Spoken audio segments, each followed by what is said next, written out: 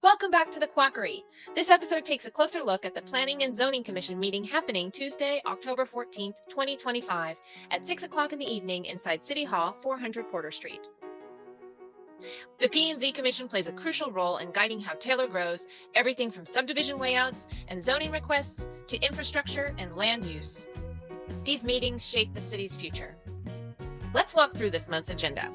As always, the meeting opens with citizen communication, where residents can speak for up to 3 minutes about any topic not already listed on the agenda. The consent agenda will include approval of minutes from the last meeting held September 9th. Now on to the regular agenda, which features several plats under review, some of which are being recommended for disapproval until technical corrections are made. Item 2. City View Plaza Preliminary Plat PZ 202-52470. Located along Carlos G. Parker Boulevard Southwest near Carey Avenue, this project covers about 28.5 acres. Staff is recommending conditional approval, asking for updates to right-of-way labels and street classifications, so the plans fully align with the city's transportation plan. Item 3. Citadel Square Subdivision Phase One Preliminary Plat PZ20242888. This proposed 126-acre development north of Elm Branch Trail is being brought forward for disapproval, but not because it's unwanted. Rather, staff found that several technical and procedural issues remain unresolved. This is the 5th submission for Citadel Square, now under a new engineering firm, View Engineering, representing developer Taylor 973 LLC. Staff noted missing and inconsistent information across the plat, including amendment sheets not updated for related cases, PZ2021594 and PZ202-42102. Errors and omissions in the lot and block tables. Certain lots are listed but missing from the drawings. A required lift station and force main that need finalized agreements with the city's utility department. Missing survey data such as corner ties to the original abstract survey and points of beginning on the plat drawing. Because these items impact both utility infrastructure and public access, staff is recommending disapproval at this stage so the applicant can revise and resubmit once complete. Item 4. Minnow Springs Subdivision Minor Plat PZ 20252592592592. Located at 8 Ely 1 Highway 95 South. This small 1 1/4 acre subdivision in Taylor's extraterritorial jurisdiction is also being recommended for disapproval.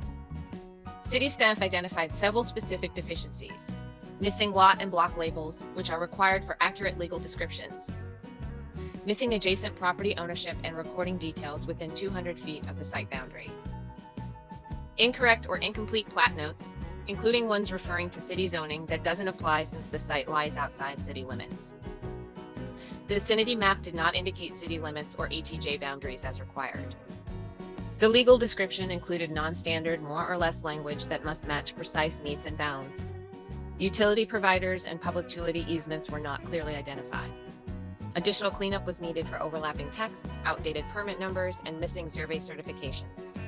Even the fire department had comments, requesting that the plat's fire flow note match the 2-hour minimum flow standard under the 2018 International Fire Code. Overall, staff concluded the plat didn't meet Land Development Code or engineering manual requirements yet. Item 5. H&A Taylor RV Park. Minor Plat PZ20-2525252. At 250 County Road 367, this roughly 3-acre site proposed for an RV park is another that staff recommends disapproval for, again due to technical deficiencies, not policy opposition. Among the issues identified, easements weren't fully confirmed or recorded. FEMA floodplain areas adjacent to the site weren't shown on the plat, which is a requirement for flood safety. Signature blocks and meets and bounds references needed correction. Coordinates for existing wells were missing. The engineering review also flagged that a floodplain encroaches onto the property and must be reflected accordingly.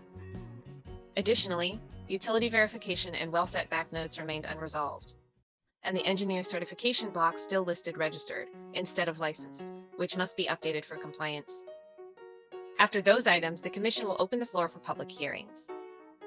Public Hearing 1, Home-Based Pediatric Therapy, PZ20252584. a request for a special use permit at 2105 Davis Street to operate a small pediatric therapy business inside a residence. This would include scheduled appointments between 10 a.m. and 7 p.m. with one part-time employee. Because the therapist is not a resident, this requires commission approval under Taylor's home occupation rules.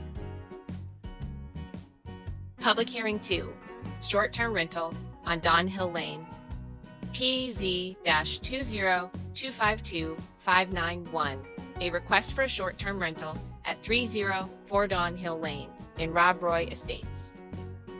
The applicant seeks permission to operate the property as a vacation rental with up to 5 guests, quiet hours after 9 p.m., and no on-site operator. Staff recommends approval for 1 year, allowing review before any renewal. And once those hearings wrap up, the commission will adjourn. And that's your complete breakdown of the October 14th, 2025 Planning and Zoning Commission meeting. It starts at 6 p.m. at City Hall, and all items are open to public observation with direct participation encouraged during the public hearings. Remember, every plat, zoning request, and public comment help shape how Taylor grows. More ducks in the pond means more voices in the conversation, and together we can help shape Taylor's future.